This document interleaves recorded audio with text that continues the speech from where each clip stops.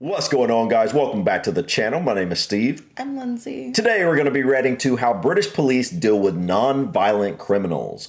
This will surprisingly be the first time that I've ever seen British police in action. Really? I have, seen some first responder stuff. No, like of ambulance drivers and whatnot, but I've never actually seen British police doing their thing. In my head, I imagine them being like very friendly and sweet and like, you want a cup of tea? Well, that's what I've heard about them, and the only thing that I know is supposedly British police tend to be a little bit more easygoing on average, supposedly, than which makes sense here in the U.S. As we know from comments and I don't know if other videos have talked about this, but somehow we've come across the information that British police officers don't carry guns normally. Yes. Yeah, exactly. You have to have like a special ranking or something to be able to have a gun. So that could be part of it. In 2002, Sheffield was among the worst 10 UK cities for street crime. Since then, street robbery has been cut by 70%. Wow, and now 70? it's one of the safest cities. 70. Part of this success is down to a team of police officers who patrol nighttime hotspots, building closer bonds with the street community. How much do you have to steal then to get your money's worth? Sheffield community safety officers Jim Mumby and Mark Wortley are on night patrol in the city centre. They're looking for a known drug addict they think is responsible for 2 recent street robberies. We're looking for one male in particular. He's a white male, about 5'10". He's responsible for 2 robberies that occurred at the weekend. The descriptions are of the same male. It's occurred in the Shalesmoor area, where people that have been walking through have actually been robbed of their possessions. We're just in a general area search and to obviously have a look for the male. I know every country, every city, every location has criminals and violence and bad things that happen. But it's just so hard for me to wrap my mind around the UK having these problems. I don't know why. I guess because we look at mostly positive We things. do look at mostly positive stuff on the channel. So that could be part of it. But also I think it's the accent too. I don't know. It just sounds nice. Yeah, it just sounds you guys just sound really nice. Yeah. When you speak, your accent just it has this very kind persona, and so it is harder to envision. But I crime. mean, there's people with bad upbringings everywhere, right? Or neglect or anything else. So yeah. Obviously there's going to be that, but it's just hard for me to wrap my head around. And something that I'm thinking about as they're driving to find this person, it boggles my mind to think that they very well might not have a gun. I know. They're in the nighttime. If they do. I wonder if this unit does. I mean, at nighttime, that's when the most shady of the shady come out, right? So, that's wild. I mean, I've heard that they can call back up for at least in London is where I remember seeing a little bit talked about this, that the guys on the street there, the police on the street, they didn't carry guns, but the unit that carried guns could literally be there like that. So I wonder if it's kind of the same deal at night everywhere. Maybe, but things happen really quick. Yeah. They head to this outdoor soup kitchen to look for him. Oh, wow. Outdoor soup kitchen. To get something to eat at the soup kitchen. It's a voluntary service where people come and provide either a hot cup of tea or a meal in some way, so they can obviously get some kind of nourishment. It's here for about 20 to 25 minutes, Monday to Saturday. They don't do it Sunday, so obviously it's a long day for them. Because what tends to happen on speaking to them is they'll last eat Saturday night, and the next time they may eat would possibly be the Monday night. Wow. When did you last eat, Jamie? Well, this morning. Yeah, was that the Archer Project that normally feeds you as well? Yeah, I went this morning to Archer Project, yeah. No problem. Sausage and tomatoes, is it all right? Yeah, okay. Yeah. What drugs are you on at the moment, Jamie? Heroin and crack. How much a day is that costing you? Roughly, nah. It used to cost me up to 100 quid. He just comes right out and says, I'm on this and I got this. myself down to about £20. How did you used to get your money then to pay for that, Jamie? Well, I used to shoplift and odd commercial burglary, weren't it? So That's right, yeah. You're begging it all to get any of your money, Jamie. no, I ain't got patience to do that sort of thing. Wow. So, what kind of drugs? Did he say crack? Something in crack. Something. I didn't think you guys in the UK that would be a drug that would, be something that was very popular over there for some reason. I don't know. It's just one of those things in my head. I didn't assume that would be the drug of choice, if you will. I'm just shocked he's like coming right out and telling this cop, yeah, I'm on this and this. Yeah, that is interesting. I'm used to when you see something like this in the U.S., usually they're going to hide it. Yeah, they're not going to talk They're not even going to talk to the police. This is very interesting to me that, they seem friendly with him. It seems like so far, it seems like the police and the community, if you will, the drug users and so forth, they seem to have a cordial, relationship. Which is interesting. That is very interesting. It takes a long time, doesn't it? Yeah. Thanks for your time, Jamie. I'll let you eat your soup before it goes. It was like a counseling session or something. Wow. These guys, though, they need help, man. Yeah. They don't need to be, like, punished and kind of, unless they're being violent. Yes, of course. But, like, just they have an addiction. Rehabilitation. They don't need a metaphorical beatdown, if you will, to help them. They need rehabilitation, How are you, Tony? Fine, thanks. You're currently staying at a flat, aren't you, near London Road? How do you know that? Because I'm a police officer. I'm meant to know. You're just on alcohol, though, aren't you, at the moment? I'm an alcoholic, yeah. I'm trying to recover. Right, no problem. How much are you drinking a day? As much as I can get. Right, and what kind of drink? Mainly white shite, white lightning. Yeah. And stuff like that. Have you slept on streets much? I've got 2 or 3 years. Yeah. You're going to get your last sandwich before they pack up and drink? Thanks, sir. No problem. See you later. They've just given me a quilt, so I've got something warm to wrap myself up in tonight. Yeah, it means I'm not going to freeze my knackers off tonight. We can gain information about their activities. They'll give us information about all the people who are committing crime. If we're talking about the homeless population and the beggars, they're certainly victims as well. And by understanding the issues that affect them, we're able to deal more effectively with the problems that face the community. It's one of the saddest situations to me is homeless. I mean, I often look into the homeless statistics here in the U.S. and just one segment of the homeless population are the homeless veterans. Mm-hmm. And it's a shame in Western society. We have such a problem with homelessness. Now, sometimes that is, a lot of times that is because these homeless people tend to get on drugs more often and whatnot. And that causes a lot of their homeless issue, right? It's like a catch-22 vicious cycle. Right, it is.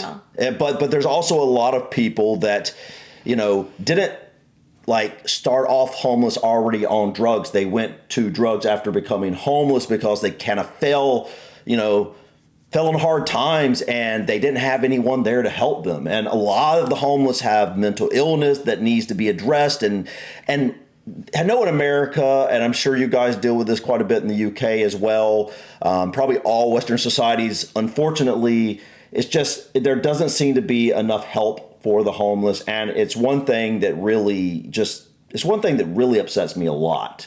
And I don't know. Yeah, it just needs to be a priority. Yeah, it really does need to be a priority. We met a couple of weeks ago, didn't we, Collie? Yeah, we did. Up more when you'd had a bit too much to drink and a bit inebriated. Yes, if you'd like to put it the wise.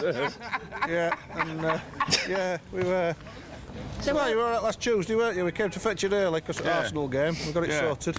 Oh yeah, well, you're a big fella that come in flat, aren't you? Yeah. He couldn't get his head through the door. He couldn't get his head through the door. Just like old buddies talking, man. It's so interesting. Drunken disorderly. And shoplifting. Theft. He did try and pinch a bottle of port, but that's because of his condition. He likes to drink, does Colin? What do you normally drink, Colin? Anything. How useful is it to have these kind of soup kitchens? These places are godsend because if it were I bet. for people like this, we'd have nothing. Is this the first meal you've had today? Yes, it is. It's first meal is had in 3 days. We eat out of skips at about 4 o'clock in the morning. We eat old sandwiches and stuff like that. Of course we do. We eat stale bread, we eat everything. We go to Netto's though, don't we, for shopping? We do go to Netto's when we get paid. Did you say when they get paid? So in the UK, they must get government assistance. Or something. Do they? But is it just not enough to get a place to live if they're homeless, or are these the people that are using their own drugs and whatnot? Our homeless don't get anything like that, do they? You do have the ability to get assistance in some cases, especially lower income assistance, which you would think the homeless would always fall into. But I'm guessing a lot of these people just have a hard time figuring out how to apply for it, or maybe they don't have their IDs or whatever. Yeah. That'd be interesting. Let us know in the comments, guys, what kind of assistance do these people tend to get from the government? Look, I've got a king-size duvet today of a Christian, God-fearing people. The officers then see a young man matching the description of the wanted street robber. That's fine, we're not going to stop you doing anything. That's what they're doing. I didn't know you were coming, but obviously you're Trying to get intel. You're still on heroin? No, I'm on methadone. You're on methadone. How much a day, Tony? 70 mil a day. Roger, could you print him out, please, and then just tell me about any tattoos that we can see? Just show us that one on your right forearm, Tony. You can't really see it, so I'll show you. I'll show you both, like, but you can't really see it. So is this the suspect? I guess so. Did say, man.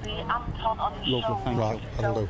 Thank you. The reason we check you out, Anthony, is there's someone doing robberies. You've come and you match description. We've just both said that, but we've got a name for him, and we know it's not you now. Right. So you're not even in the frame. I'll tell you straight. A key part of what we're trying to achieve is being visible to the public, build up relationships with the different communities within the Sheffield city centre area, and by building up those relationships they can build up knowledge of the different problems facing the community.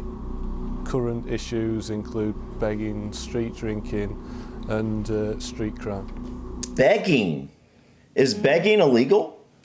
Because here, I don't think it's illegal here. It probably is illegal, but there's just so much of it. Like I don't know. I mean, because think so? no, like some towns you go to or some cities you come to, you go to an intersection and there's literally a beggar on every intersection.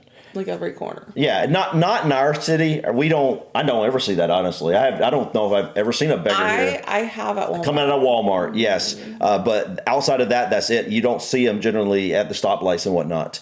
But there are some cities that you go to and like literally every corner there's a beggar. And I've come up to them and police officers at a stoplight, they don't do anything. So I think it would just be too much for them to deal with, honestly. Like, I don't know. Bigger problems maybe, to worry about. Maybe, but like, I don't know. I'd have to look that up, but that's interesting to me.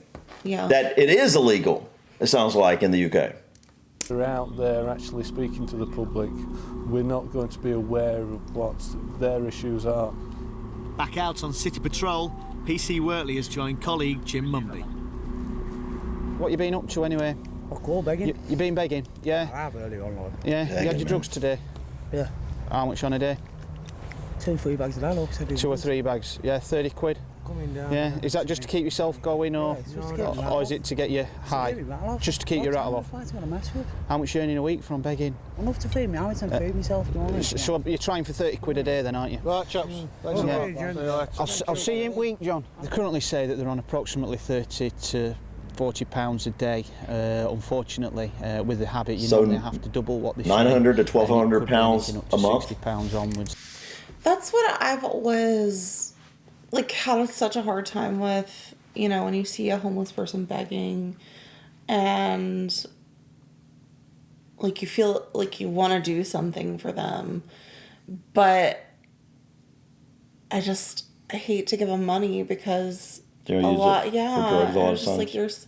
and a lot of people are like, oh well, it's up. That's in their. Once you give them the money, that's up to them what they do with it, and But like when someone is not mentally there and they can't make a sound decision, Yeah. you're enabling that habit, in my opinion. I mean, it is true, Offer but to get them food or like. But I will say this. That is true. I think the best case scenario, if you have the ability to, you have the time to do it, and you want to help a homeless person that's begging, get them food. If they say no, because I've seen that, yeah. then it's like, okay, More often than not, actually. But here's the other thing to think about. Like, whether we want to admit it or not, the people that are giving them the money that feed their habit are actually saving those people from going and committing more crimes, which could harm other people. So in a roundabout way, they're actually saving society from having more crime.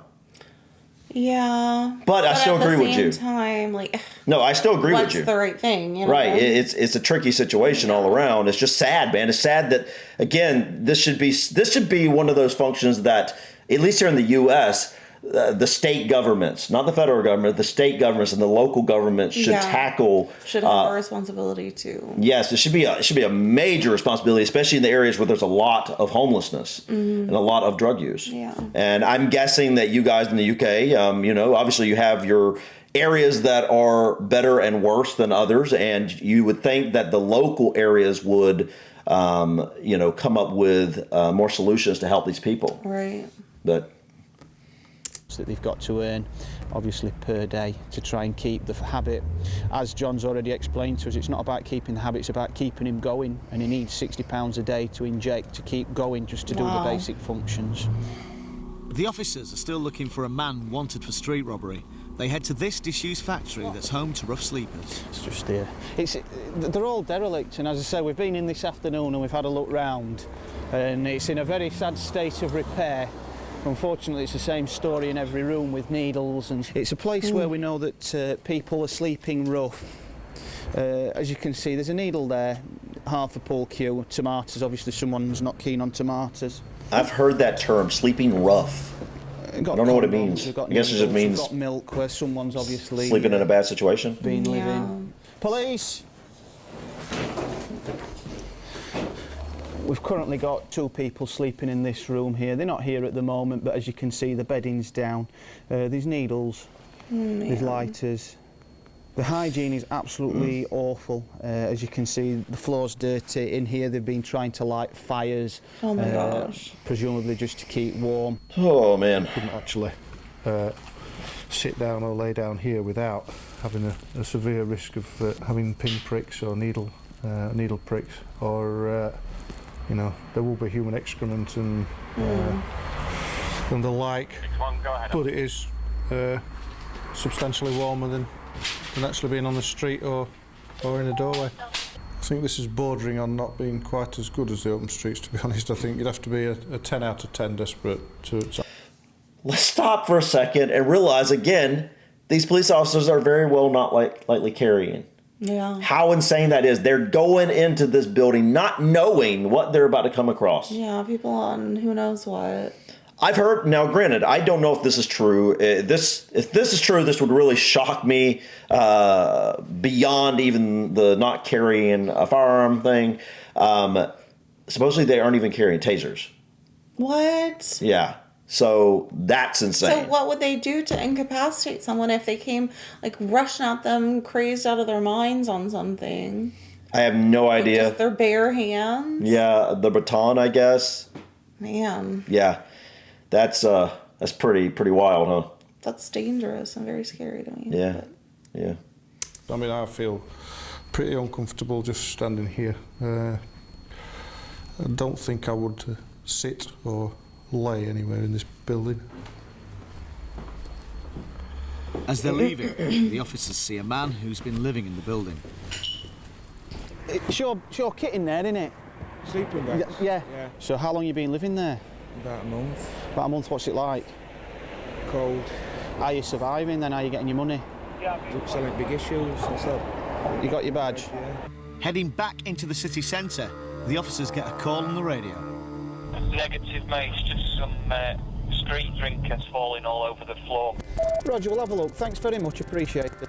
We've had a report that there's potentially a beggar on the near the tequila bar, and that was a bit unsteady on his feet, so we'd like to go and have a look at him and just assess what's occurring. There you go. Yes. How are you? Look at the Cadbury van. Today, What's our Cadbury van? Yeah. You've just had a few. Are you a street drinker? Do you sleep on the streets, or have you got Street a house drinker. to go to? Number 11. Will you come to the church with me? Are you going to go and get some food? Yeah. But we got to go into the church. We're going to miss it. All right then. 2 seconds, we'll get him up and he'll be going. Yeah. Do you think you'll be able to look after him? Yeah. Because we're going to help you up in a minute, and you're going to go along and get something to eat, aren't you? So you can't stop here. How long you been with Sean then? I've known him for about 11 years. About 11 years. Good. 45, nothing current or impending. Total of 41 previous. Most recently for being D&D. April 2003 of us. Come on then. Roger. You're going to have to get up, Sean. Up, so. Are you going to go and get something to eat? Let's see if you can pass the walking test. See you later. Go on, Sean, follow her. Go on then. You don't want to get arrested. Go and get something to eat and we'll get something warm. Okay, so they don't arrest them right away. They basically let them go on their own. Well, if she hadn't been there all right. to intervene, he probably would have got arrested. But she's supposedly taking him to the church. Yeah. The church must be a place where they get their food and maybe shelter. Maybe a shelter.